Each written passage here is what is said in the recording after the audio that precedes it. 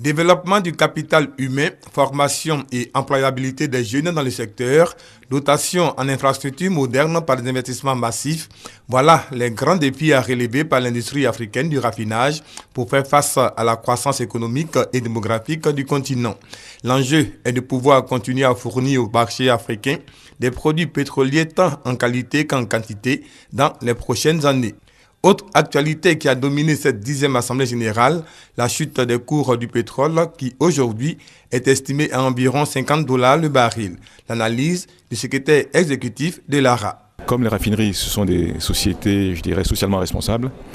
Dans des pays comme la Côte d'Ivoire, nous sommes un petit producteur de pétrole. Nous sommes, disons, attachés en tant que société socialement responsable à ce qui se passe au niveau du portefeuille des consommateurs. Donc la baisse du pétrole, nous pensons au niveau du raffinage africain, c'est à ce titre-là que je parle, est une bonne chose.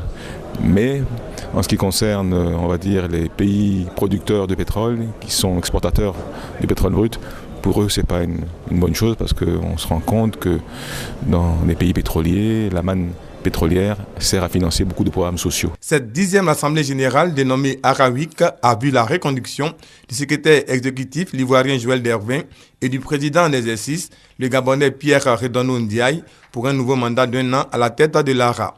Des innovations sont en vue pour cette nouvelle mandature. Il n'y aura plus cette distinction entre membres et membres associés.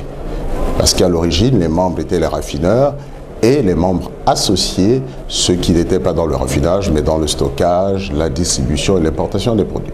Aujourd'hui, il y a une cohésion au niveau de l'ARA, et ce qui traduit effectivement l'évolution de l'ARA, c'est-à-dire que l'ARA va de plus en plus s'ouvrir vers le monde pétrolier aval en dehors du raffinage. Cette année, 532 délégués venus des 4 coins du continent et d'Europe étaient présents à cette 10e Assemblée générale de l'ARA. Pour 2016, l'ARA a donné rendez-vous aux délégués à Marrakech, au Maroc.